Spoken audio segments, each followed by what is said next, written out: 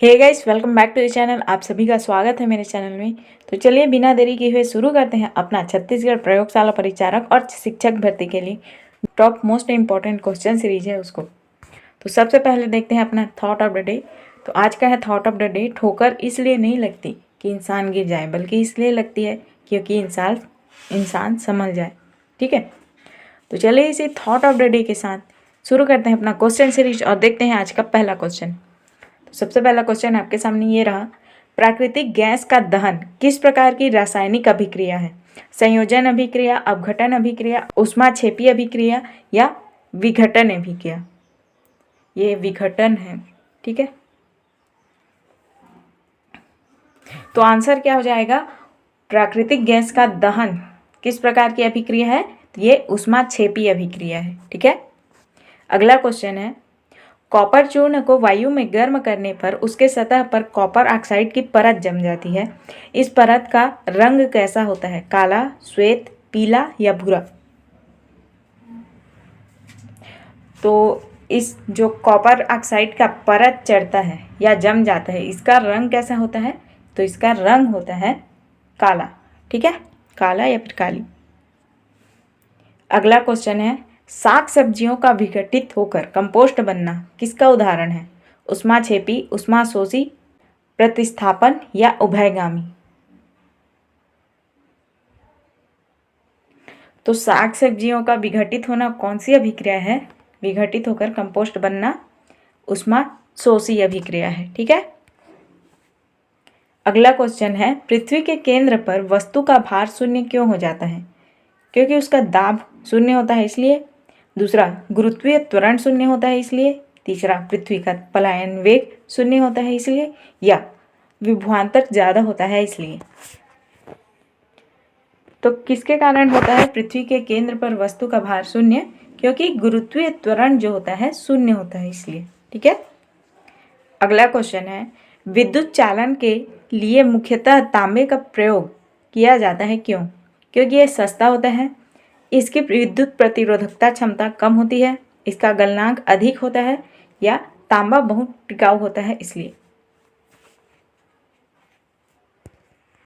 तो विद्युत चालन के लिए तांबे का प्रयोग मुख्यतः क्यों किया जाता है? क्योंकि इसका जो विद्युत प्रतिरोधकता क्षमता होता है ना, वो कम होता है, इसके लिए किया जाता है। ठीक है, अगला है, मैग्नीशियम के रिबन के दहन होने पर किस प्रकृति का लौह उत्सर्जित होता है?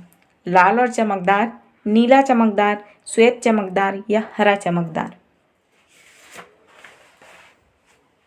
तो किस प्रकार का रंग या फिर लौह उत्सर्जित होता है? लौह बोले तो आग की लौह किस प्रकार की उत्सर्जित होती है? तो श्वेत कलर की होती है। ठीक है, जब मैग्नीशियम के रिबन का दहन किया जाता है, ठीक है, उसको जलाया जाता है। अगला क्वेश्चन है, निम्न में से किसके द्वारा स्थायी चुंबक बनाए जाते हैं? तांबे द्वारा, नर्म लोहे द्वारा, इस्पात द्वारा या यूरेनियम द्वारा? तो किसके द्वारा बनाया जाता है स्थायी चुंबक? इस्पात द्वारा बनाया जाता है। ठीक है, अगला है, किसकी कमी से स्कर्वी रोग होता है? Vitamin A, vitamin B, vitamin C या विटामिन डी? तो याद रखिएगा हमेशा, स्कर्वी रोग विटामिन सी की कमी से होता है। ठीक है, अगला है, निम्न में से किस कार्य के लिए ट्रांसफार्मर का प्रयोग किया जाता है?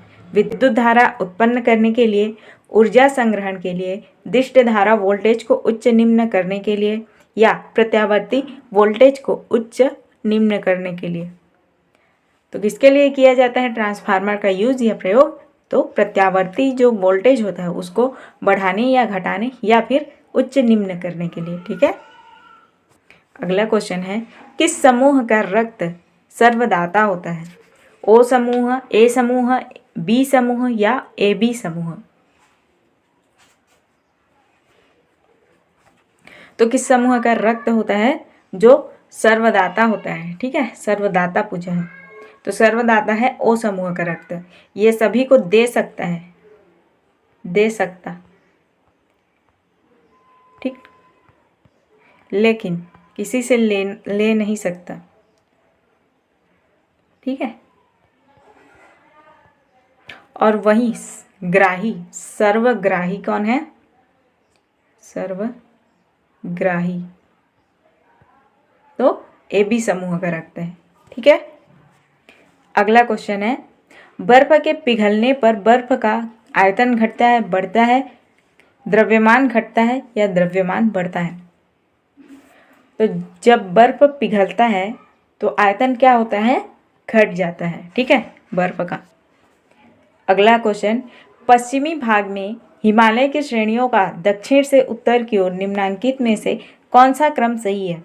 महान हिमालय, लघु हिमालय, शिवालिक हिमालय, शिवालिक, लघु हिमालय, महान हिमालय, लघु हिमालय, महान हिमालय, शिवालिक या शिवालिक, महान हिमालय, लघु हिमालय?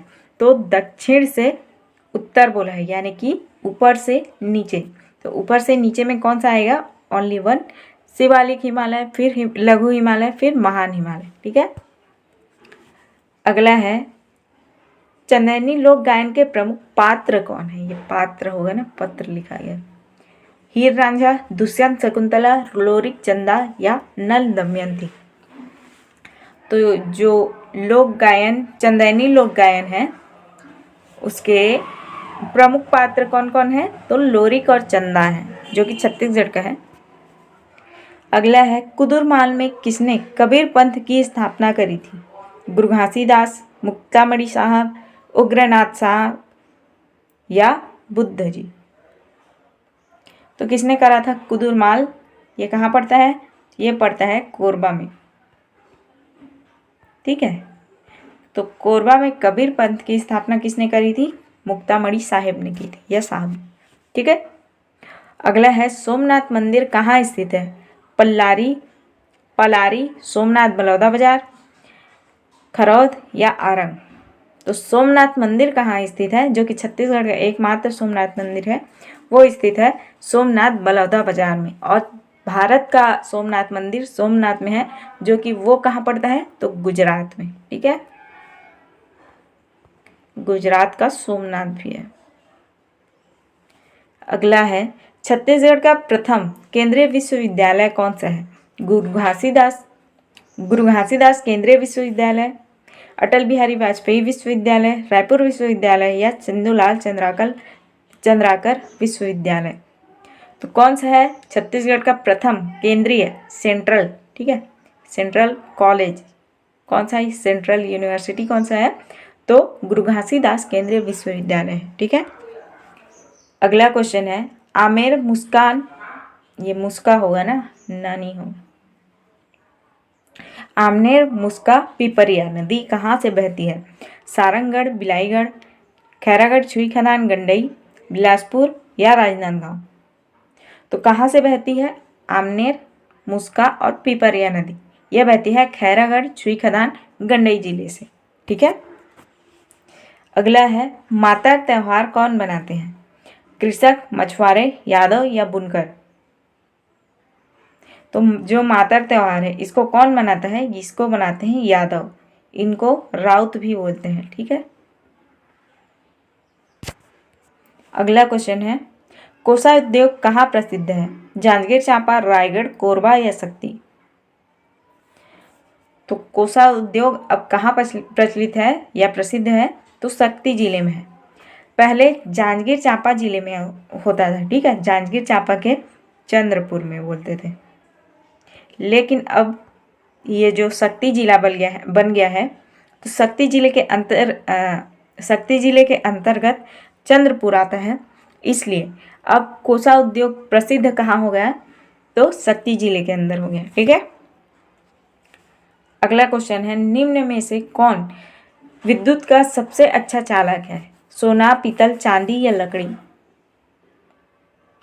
तो कौन सा है विद्युत का सबसे अच्छा चालक?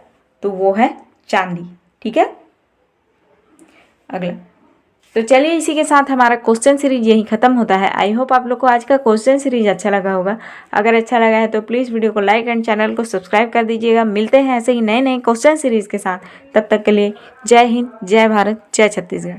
Thank you.